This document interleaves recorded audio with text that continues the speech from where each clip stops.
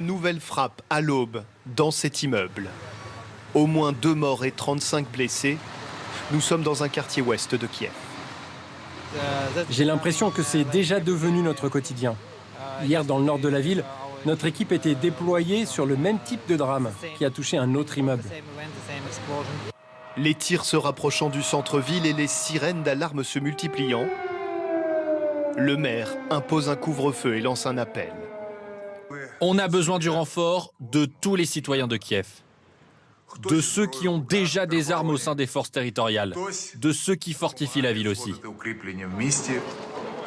Devant ce supermarché, où les denrées manquent, nous croisons une femme, prête, dit-elle, à la mobilisation générale.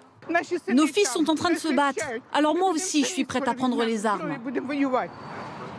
Quelques heures avant le couvre-feu, multiplication des contrôles et des fouilles à l'entrée de la ville. Les positions russes sont à 15 km de cette route et vous allez voir que la tension jusqu'aux portes de Kiev est constante. Et cela pour une raison simple, des agents infiltrés pro-russes sont déjà signalés.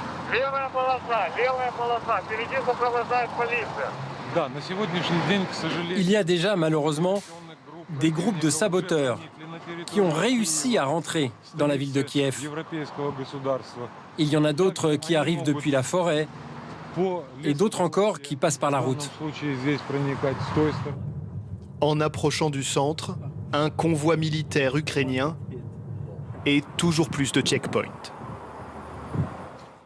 Bonsoir François-Xavier Ménage. Nous vous retrouvons en direct de Kiev, une ville, on l'a dit, sous couvre-feu depuis 1 heure. Quelle est l'atmosphère sur place qu'on imagine évidemment étrange ? Eh bien, c'est surtout des tirs d'artillerie lourde qui ont redémarré depuis maintenant 20 minutes environ et qu'on entend bien ici dans le centre-ville de Kiev. Il faut savoir que les autorités sont inquiètes par ailleurs parce qu'il y a des drones russes qui ont été repérés dans le ciel de la capitale pas plus tard qu'hier soir et puis aussi de manière métronomique, si je puis dire, aussi bien hier que ce matin à 5 heures environ. À chaque fois, les forces russes ont frappé des immeubles d'habitation alors qu'il n'y avait pas d'éléments militaires à côté. Et tout ça renforce la peur des habitants. 1 sur 2 a quitté la capitale. Et pour le reste, sur le front géopolitique, ça n'avance pas beaucoup du côté des pourparlers, mais le président Zelensky, pour la première fois d'ailleurs aujourd'hui, a admis que selon toute vraisemblance, son pays ne rentrerait pas dans l'OTAN.